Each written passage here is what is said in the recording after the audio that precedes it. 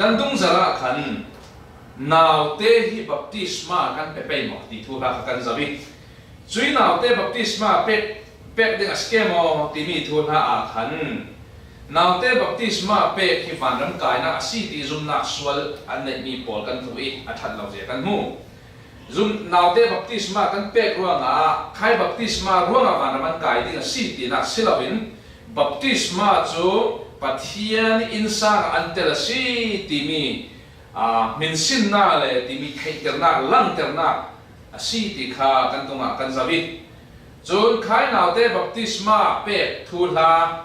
adu lau tu pol le adu tu pol Christian la ka tam pi then the ko na thu ta kan zawi chun Bible sunga baptisma nào te baptisma pe ding tia phúc tin sin lau chumi rual in kum som thum chin upa long pe ding a si ti khal kha in sin chong la ruanga nào te baptisma pe ding a si tia nào te baptisma polin Bible ti ronga kan pe silawin nào te khal ab nào te kan dun ti ka zum tu nu le pa I fa long kan sim Buddhist polifa kan sim tel lo Muslim polifa le kan tel lo kan sim tel lo Hindu polifa le kan sim tel bi silaw tôi rằng nào te baptisma pe ding a sim ba silaw ti kan sim mia hin zum tu Christian nu le pa ne ni aswak mi pathian ni lak song a pe mi kha kan nu le pa long kha pathian uknak songa kan lut lawi kan fa te khal atel ve si ti thei tem na law ta da nào te baptisma kan pe si ti thu kha kan zawi yang ro nga ti le thu nong nun kan dun zau ti ka Abraham kha pathian in thu ka ma pe ti ka pathian Abraham ne ni thu kha ma pe mi min sin na dinga khan vunjim tan fial ti ka Abraham ama long vunjim tan fial mi silaw ama isi araswak mi ate sin fa pol tiang vunjim tan dingi khai vunjim tan na kha kami le ka fa nan si ti lang ter na min sin na si tia Bible sun ta kan zau cholong silawin Jesus Christ na tutlung thana zum tu nu le pa polin an fa te Jesus ne na thaswa peding an rak kin te ka dung thun tu then khatin an doi asina Jesus in doi ha u khai na ha pol kha van chung na chu hi na ha pol ta si tia na ha pol van zum tu nu le pa I fa le pol van chung ok na an tel thu Jesus ama na rin asimi ruwa naw te khal van chung ok na sunga anu le pa den an tel ve ruwa alang terna ka Jesus Christ sungkwa Jesus Christ community Jesus Christ adin mi insang tel an si ti lang terna ka baptisma kan pe ti thu kha kan sim Genesis bung lei sari chang sari kan zau asile Abraham in pathian Abraham thon thu kha atua te ka nang ma le keima kalak longa ti silaw nang ma isi ara sen sok ding generation after generation ate sin fa tiang asin tu mi si chumi kha kan mu chui thu kam chu yang ve si tia si le nupi le pasal karlaki thu kam na zung ro kan bun ve kin nupi le pasal karlaka thu kam na kan bun ne tika kan thu kam piet law yu ai ka zung ro karak king law sa be ngai tu ja ni kan nu ma azung ro ru the the bi je zer zer ke be hi ngai ka hon tham jok ro ro la ka te tuk de be chuna ka red mi si yang khala si le nupi le pasal karlaki lang ter na thukam khazung ro si chube kin pathian le Abraham karlaki an thukam lang ter na kha vunjim tan na si chube chiam chiam in thung thara pathian le zumtu insang pathian le fa te zumtu insang e amfa zumtu in sung sang karlaki pathian le zumtu karlaki thukam lang ter na kha baptisma si churanga nu le pai nei ni thukam pathian apek tika an fa le khal antel be si tia ena Bible cha thiam him songa fiang ten kan mu dum tu thong lun san lai vunjim tan na kha aleng lam vunjim tan na kha thupi mi sila avunjim tan kha thupi mi sila bi chumi na ki thupi mi son chu vunjim tan na khe pathiani thukam pathiani mi fa polan si ti kha lang ter nak son si chume chiam tu tlong thara zum tu mi fa pathian fa si ti lang ter nak baptisma si tu tlong san la ya chon Abraham Isaac Jacob anza te khatin an mai hen arabi pol mo khamun jim tan si Exodus sualan na bung hai ni chang som ni pariat kan lo sia kan lo me ke man kan sia me di nan du der na na la sualan na atum pi hai ni alfate som ni le pariat na ki zawa la mo khato ka khan Israel ni pun silau mi nam dang kha Israel ni pun sumi anung lu ding si le an dun si man tan be dul ya ro Israel ni pun chu pathiani bangkhan pathiani insa zumtu group an si ruanga vunjin nan tan ding tia pathianin amai mi sina arak lam tami si ruanga chutim na ka aleng lam namdang ramdang mi Israel pun pol ni anrong tel ve ding si le an vunjin an tan tia tia tul vunjin an tan lawa si le khai mi thiam him lau pol tia ruan si zwe chen min kau ran I aratel mi khachu zum lau tu mun dang si in Buddhist ma Muslim ma bia na dang si kau han zum na ki pathian ara zumi kau han arong lut si le baptisma kan pe selama chuat chiam min ya ba baptisma kan pe de himi pa chu himi nu chu zum to si kau han arong tel zo kan kau han mi si ti pathian ni mi sa si da lam tan na baptisma kan pe chuat chiam min khai kau khan I atel mi zum tu nu le pai fa de khal kha baptisma kan pe ve ya ro atele himi hi pathian ni fa si ti lang tak na khase churanga vunjim tani si en to tlong bun san la pathian fa le an si na pathian mi bon si na chu vunjim tan na kin an lang te ve kin to tlong thara pathian mi fa zum tu insang at si na cho baptisma nakin an lang ter si churo baptisma hi kan him pil mo kan kher mo athupi mi sela athupi mi big chu na ba kher khala si le na ba nim khala si le pathian in song sang atela si ti mi thala gum di so le tharau la mi ade be kha tharau la sim du na son kha athupi mi si vunjim na tan na khan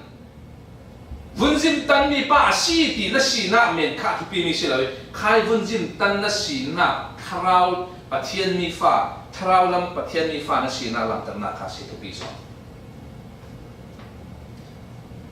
galati bung thum chang le kan zo si le Abraham ne na pathian in thu thang tha ara theng ding mi ara sim thu kan mu Jisu Christ ara ding thu ara sim chia mi po thu thong na sim mi po kan mu chunga khai thu thong lun san lai vunjim tan nak thoi pathian ami le fa pon ni sen na ara pu mi kha thu thong thara chun khai vunjim tan nak thi sen luan na khatung non la ye ro la ti le Jisu Christ ama in thing lam ta thi sen aluan zawi ruanga kan ni chu vunjim tan nak thi sen luan kha silon labin atha son de mi baptisma channakin thi sen luan tu labin baptisma channakin pathian ni fa kan sina kha kan nak ter son si vunjim tan na chun mi thiang him lo an sina kha apia I vunjim an tan tigen hlam te ka thiang him lo an sina kan hlon tia kharau la min adik be chuwe chem min baptisma kan vun chan tika kan thian him lo na mo kha Jisu Christ thi san in khol the lo si ti lang tan nak si chuwi kha kan thei te apoi mozet baptisma naute kan pedin mo pelaudin asile tui thung thar sana he thukham thar atha de umi thukham asimi afiang de umi thukham asimi sana naute baptisma kan pedin mo pelaudin asile timi thusu na kharong lu le sena Bible bong chang sunga hin naute baptisma na peteng teng din ti umlo khal si se la naute baptisma pe atel asi ti mi kan lang ter nak san Bible cũng sang tên con rồi cái đúng không tu atum pi pani afate som thum le pare de som thum pakwa tiang kha Pentecost ni tharau thiang le long khen thu la khasi khami kan zau asi le pi tai thu sima khan tharau thiang le marung khen na ding kha nu le pai nen long a si ti mo atila yang ti the promise is for you and for your children Pathiani thukam kha nang ma le na fa le phanga si ati ha na ha ten mo tele joy nào ha atel rau ri ni chu nào ha te Pathian insan tel lau dingi baptisma lang ter nak tu ala bikan tum chu chang thei ke mo khami ni ya minung thong thum baptisma an chang ti sin a kher tel pole an ni mi tu a pole nan elong na chu minung thong thum chu yam ti so di dai ni chok nen khami ni khat sunga a kher pole voi le khatan the ko fa te ti an ti an elo sinan a kher mo an ni tu za na kan ren du mi silawin Pathiani community Pathiani insang atela city min sin na lam ter ringa na te baptisma kan pe city mi thu kha karon sin du mi sin Pentecost ni arung the thau chiang le marung the the nuwa dung khun tu atum pi hleiru afate hlei nga Bible kan keng mo kan mun sia to ke mo pasali chu kim je te minute sa chan kan nei lai dung khun tu hleiru afate hlei nga kha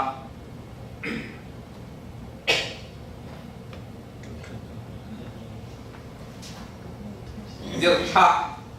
Bible anh le tharit te kha ti an ti tui hana chung thun tu tia Dr. Hekiawin arak le missionan eta han te kha ti an pe sa ni sin mi zo chun ti ko ta thil ti an ti mo hleiru afate lenga na kha kan mu mo heo ke ba no sia mai ke ama le a in sung sang pol baptisma Allah the nuwa Lydia in boypa azum tak ti in ruat asile ka ina racham ve hamu tia in som chuti in som swak kan no fe chang heli na kan no share ke mera chang heli na nan kan falam bible la chang heli na ku share tul alla ki pakhat kan thu angai tu chu thia Chedria kwami Lydia asi ama chu puan sen dup zuar tu asi ama chu pathian abia tu asi Paul tu sim mi kha thate i ngai dinga boy pa in Lydia i thinlung sangka a on kha pathian in Lydia thinlung sangka on ati ama le a in sung sang Paul baptisma Allah the ati yang ati ama le insa isila mo Lydia kha pathian tu thei nga pathian thinung sangka ongi chui nuwa khan yang ati ama le insang baptisma Allah Lydia le pasal lo ati mo tilaw Lydia ten nu palo tilaw pi Lydia le insang insung sangin baptisma Allah kan hu Chang heiru chang som thum le pathum chang som thum pa kha som thum pathum kha anoi lama kan siara la kan dong kan siar zau Philippi thong ingil tu pa thul ha khamo som thum le pakhat na som thum patin na pathum na kha Andi in bo Jisu zumola nang ma le na sungte in rundam na nan nga ding ha inte pa na sila mo bo Jisu zumola nang ma le nan sungte in an sung sang sila mo kha som thum le pathum na ban siar ne ko chui zan ro ria chun thong in tu pa in a fe pi ha ye an ma pol chu abu asak chu le chu me te in ama le sang za te baptisma Allah ama le a insang za te in ama le anu pi lo ti mo a insang a insung sang chi baptisma Allah atum pin hay riết bung hay riết trang riết nạc tê khá căn mà dọc thì tê tiết khá bung hay riết nạc trang riết nạc khá khẩn iya mà tì Sina kok uktu upabi Christmas kal asum khat pol thon boy pa an zum chule korin khwami tampi la in pathian thu chu an thei an zum ronga baptisma anna Christmas le asum khat pol thon ati ama lok ti la mo in sum sang za te in his entire household in rang ta chen mo ama le in sum sang za te na te baptisma an chan thu kan mo Paul ama rau rin korin kwat khat bung khat chang hai lia Stephanus le a in sang baptisma ar chan ter thua ngan chura baptisma thua la hin nu le pa lo an si mo naw te te an tel mo himia in sang ti ati naw te an tel ter ter ti chu ti chuang lo yang ti kong song khalin naw te baptisma pe ter ter ning a si ti mi himi bible bung chan na lo nan himi he thu pira ngai ni ko nu le pa in pathian zum tik a an fa te khalin an thun ve se kan thei thiam mo chumi nu le pa in pathian zum tu kan nong si ti ka fa te khalin an thun se ya wala tu chim na kar lau sim ding tu pinu kha lam zin a hlawi tu pinu tu anu bi kha alam zin lau na ki si in pathian ne ni arakir sa de ka pat Jesu Christ kin khoi mi in sumi arakir sa de ka fa le den tel mo te be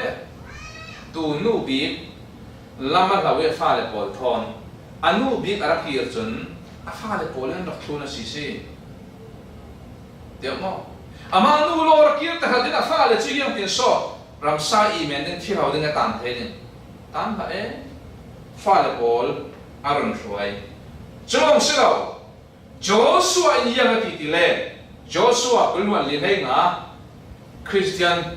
mi tam pi in kan in sung sang ta kan du zet mi theu kha Christian sam kan an bung lo le cha ta mi yang kan mu theu kha